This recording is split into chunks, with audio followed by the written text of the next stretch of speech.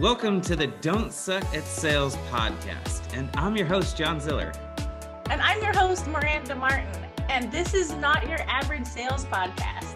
We're going to teach you how to not sound like a corny telemarketer. We're also going to teach you how not to be weird during the sales process. And we're going to teach you how to turn that sucky sales round upside down. We're also going to have some fun, so if you're ready to get into it, let's get into it.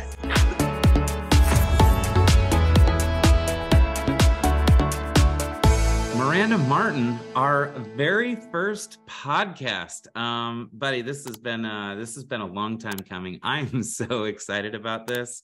You know, it's crazy. Definitely late, huh, John? We were like, that's what we're trying to do here.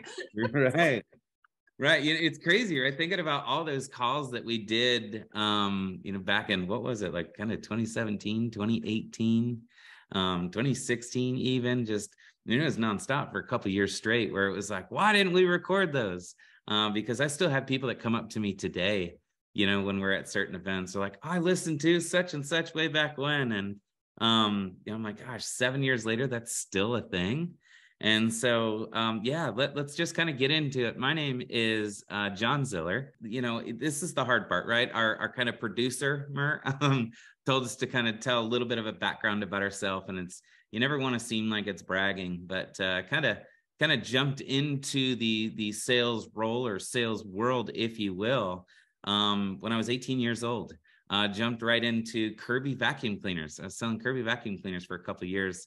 I was 18, Mer, and I was making $350,000 a year, working 7 days a week, selling this. Right.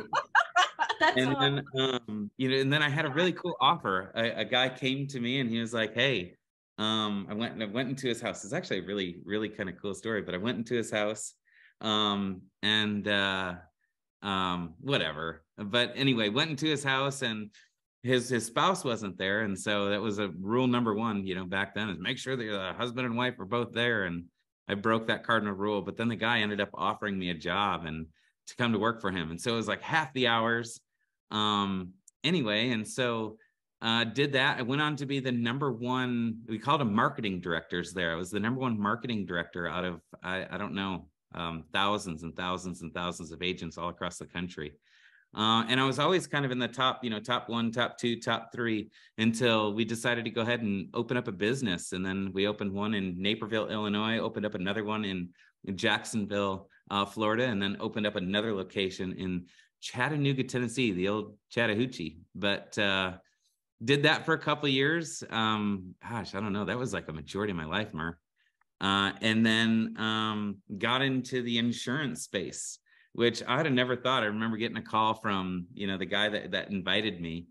And as that other business is kind of tailing down, I remember getting a call and I'm like, listen, man, my life is bad, but it is not that bad.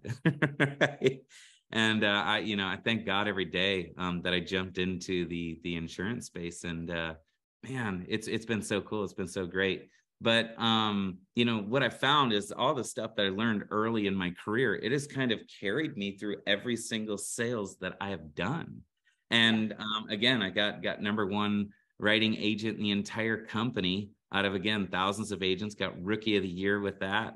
And then just, went on to build a big business and teach quite a few people on how to do this. And so, again, just so excited to kind of be here with you guys and excited for this journey that we're about to go down, Mer.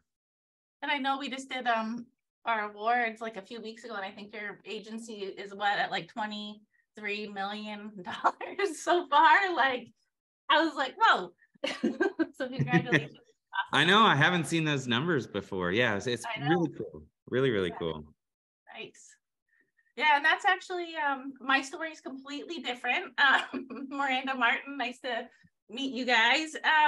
So yeah, John and I used to work together at that previous business that he was talking about, that he owned some franchises there, but my role was not in sales.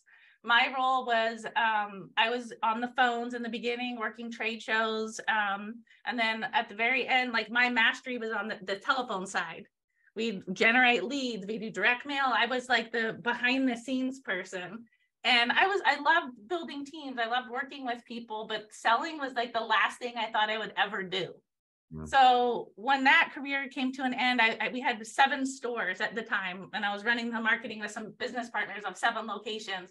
One Businesswoman of the Year finalist for the Tampa Bay Business Journal. I had like a Mercedes they gave me. I thought life was awesome, and then that stopped, right? And then I ended up in insurance with John. But what was crazy is everyone thought that John, they knew he was a good salesperson because he'd done it. He'd been on stage a ton of times. But when I showed up on the scene, it was very surprising to people when I won top female for the year, my rookie year in insurance.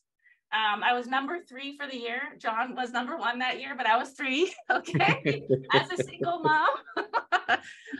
My kids were 3 and 5. I was going through a divorce at the time, and so it was just a whirlwind. And I just got to take everything that I learned on the phones.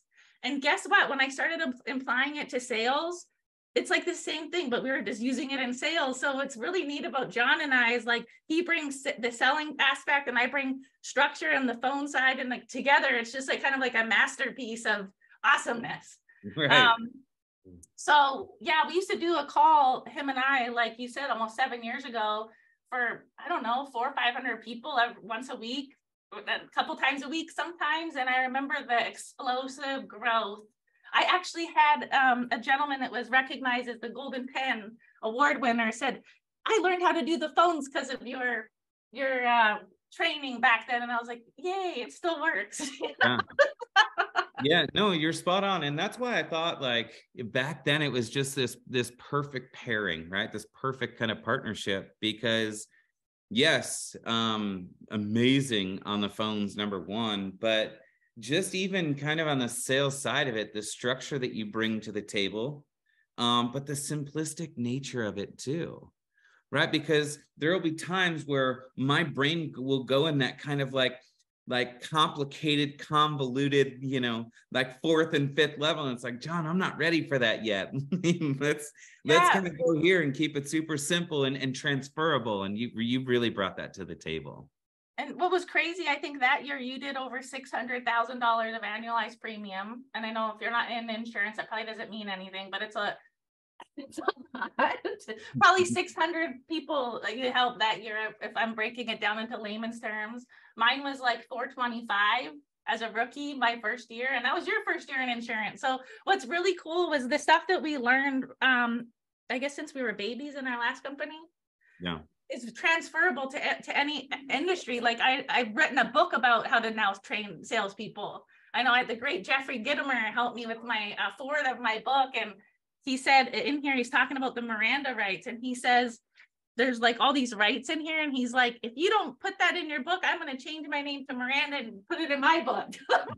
Right. So I don't know, it's just been such a cool journey. And like we were brainstorming about everything. Like there's literally years of sales training that we're going to put into this podcast.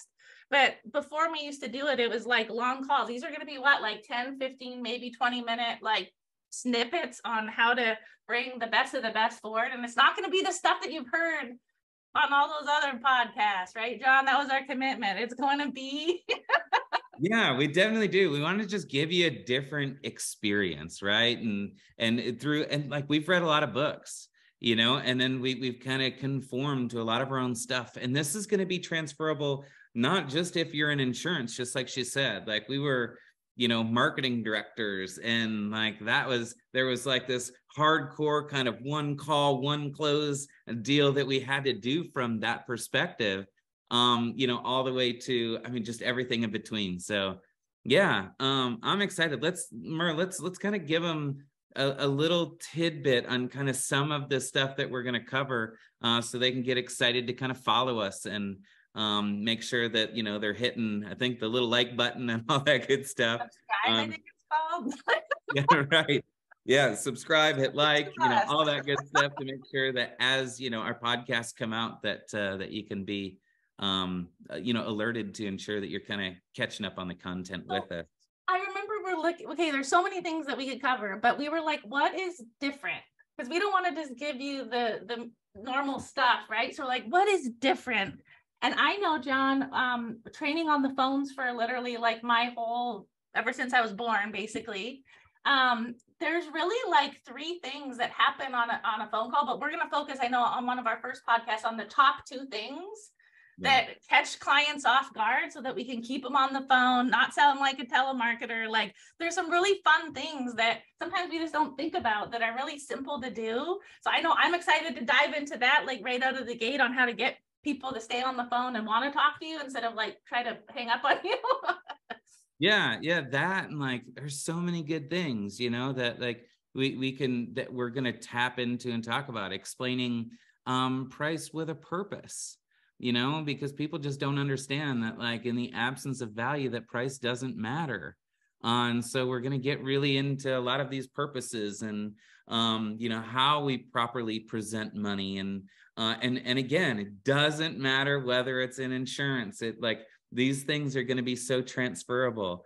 We're going to talk about. Our last company was in insurance. Yeah, go ahead. It wasn't insurance at all. It was more like a timeshare for shopping. That's kind of what it was. Not insurance at all. So like, yeah. And then what were some of the other titles? Like fear of loss is your friend. And so hold on. Okay. I was always trained that the fear of loss is like one of the best tools that we have. Yeah. Right. And that is so important, not just on the phone, but it works on the phone. It also works in any sort of sales presentation. So I can't wait to kind of put those side by side and like talk about how to use those. Because if you do nothing except that is almost a sale in itself.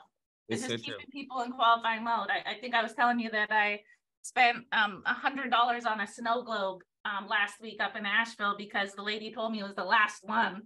And I couldn't imagine myself getting home and like wishing I had this snow globe and that I'll never be able to get again if I don't buy it. And so anyways. Or you can come up here and you can have all the crappy snow that you want. So trust me, a $100 snow globe, I'll wrap it up in a globe for you and find a way to keep it cool to send it down there. But yeah, no, and just so many other things, right? Just kind of the certain transitions and how to kind of transition properly. Like people really do ruin rapport building, and it's crazy. And how we can really kind of teach you to tap into some of those rapport building skills. Like a lot of challenges that people have is that their clients won't, decide today or decide tonight. Like that was like everything in that previous business, and that was everything here, and that was everything in Kirby's sales, and that was like everything that I've done. That's like was so important to overcome. That's the number one reason, because people are kind of slightly pushing you off. So we're going to really teach you guys how to just dive in deep to all of it. And so we're excited.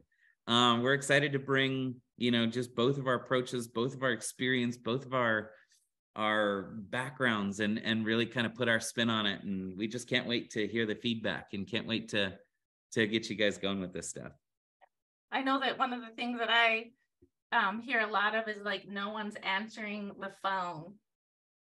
Like, how do we get people to pick up the phone, right? Like, I don't know. There's so many things that we can do these days to get people to answer.